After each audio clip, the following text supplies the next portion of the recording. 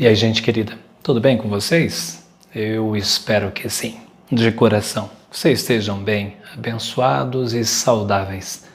Vamos prosseguir o nosso estudo sintático, ou seja, estamos trafegando e navegando pelo universo sintático dentro da análise oracional, ou também, como queiram, análise do período.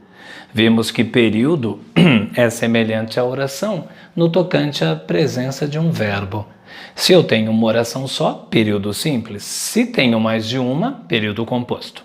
O período composto pode ser composto por coordenação e subordinação. Por que não falamos da coordenação ainda? Porque terminamos o vislumbre dos termos oracionais e eu julguei bem proveitoso já ingressar no estudo da subordinação. Haja vista que as orações subordinadas nada mais, nada menos são o quê? Os termos que estudamos desenvolvidos em forma de oração. Sujeito desenvolvido em forma de oração, objeto direto desenvolvido em forma de oração, complemento nominal desenvolvido em forma de oração. E agora nós estamos tratando de que orações? Essas primeiras que mencionei eram substantivas. Agora, nós estamos aqui, trabalhando o universo das orações adjetivas, que normalmente desempenham a função de adjunto adnominal.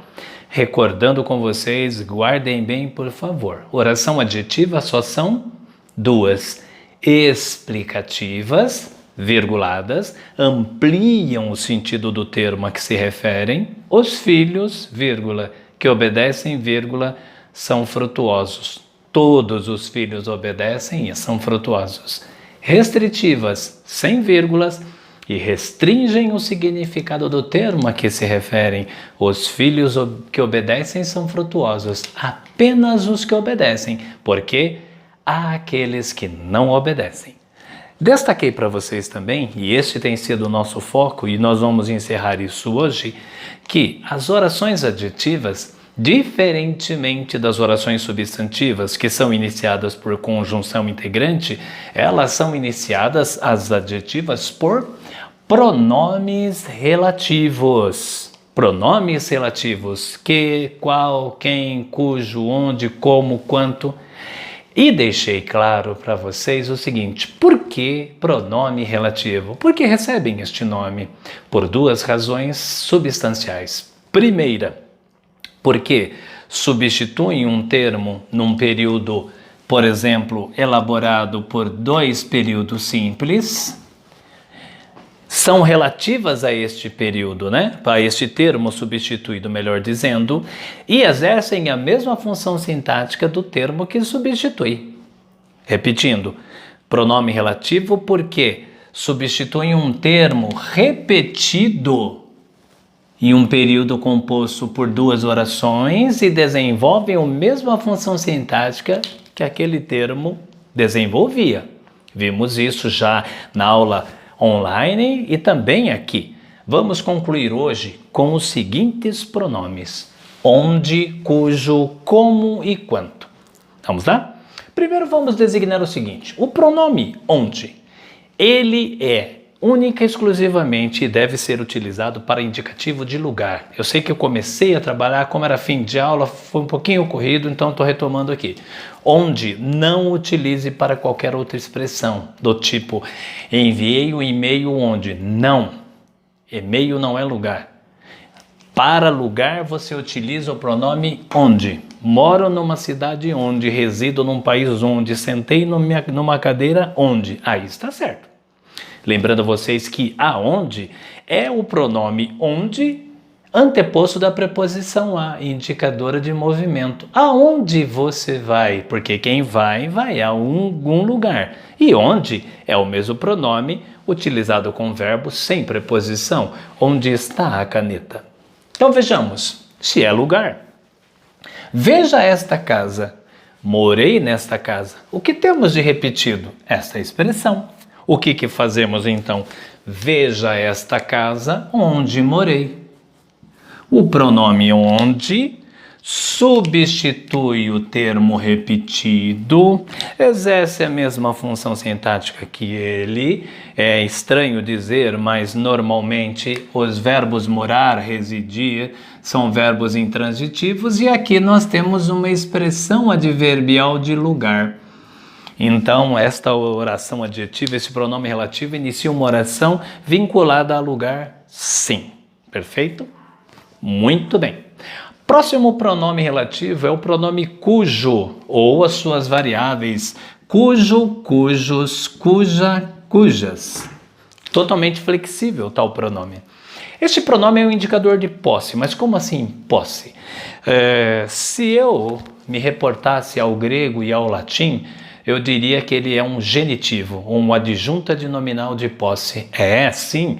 Que adjunta de nominal de posse? É como eu digo assim, ó, o pelo do gato é espesso. Podia ser o pelo do cachorro, o pelo do leão, mas do gato é um indicativo de posse.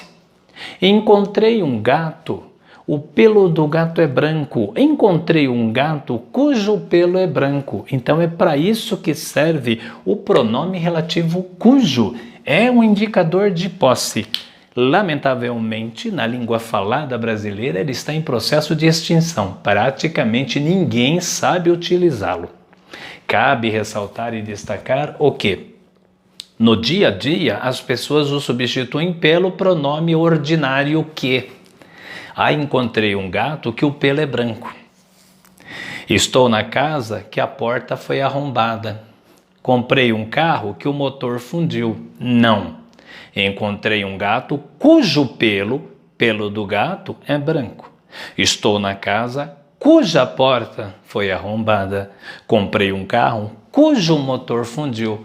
Motor do carro, porta da casa, pelo do gato. É igual aqui. Vejamos. Achei um livro. A capa do livro, olha aqui o adjunta de nominal de posse, que no latim e no grego de onde derivam eram chamados de genitivo, tá? Podia ser a capa da revista, capa de qualquer coisa, mas é do livro, pertence ao livro. Como eu substituo essa expressão? Achei um livro cuja capa é azul. Cuja capa é azul. Um erro gravíssimo que não deve ser cometido em língua portuguesa é você pospor aqui artigos como a, o, não se utilizam artigos ali. Até porque essa expressão já deriva do latim ejus, que também o latim clássico não tinha artigo, o grego só tinha artigo definido, indefinido não tinha. Não se coloca artigo aqui, correto? Então, cuidado com cuja, cuidado em mal empregá-lo. Vamos ver os últimos dois pronomes relativos, temos que falar deles também, perfeito? Vamos lá? Seguindo agora, os últimos dois pronomes que podem figurar como relativos, podem condensar um período dentro de um ponto final só e substituir em termos repetidos. Vamos colocar aqui. Muito bem, já colocando direto aqui. São os pronomes quanto e como. Normalmente vinculados a expressões adverbiais também, quanto, quantidade, como, modo. Vamos começar de baixo para cima. Comecemos aqui, ó. Como. Como também, como eu acabei de lhe dizer, é um vinculador de modo. E normalmente ele funciona, ele substitui expressões conforme, consoante, de acordo, certo? Vejamos. Veja esse jeito. Você se porta desse jeito, modo. Unindo as duas orações, veja esse jeito como você se porta. Correto? Próximo e último caso. Quanto? Quantidade. Compre as frutas são necessárias. Compre as frutas tantas quantas forem necessárias. Importante destacar que este pronome indicador de quantidade, normalmente ele é acompanhado, antecedido de tantas expressões adverbiais até, que intensificam a ideia, tá? Então eles são antecedidos de tais expressões igualmente. Estes foram os pronomes relativos, estas foram as orações adjetivas. Cuidado com elas, Normalmente os pronomes são destacados em contextos e acerca deles perguntas importantes são feitas a vocês. Obrigado pela atenção, até a próxima para iniciarmos as orações chamadas de adverbiais. Beleza, gente boa? Uma semana abençoada a todos vocês. Valeu, obrigado.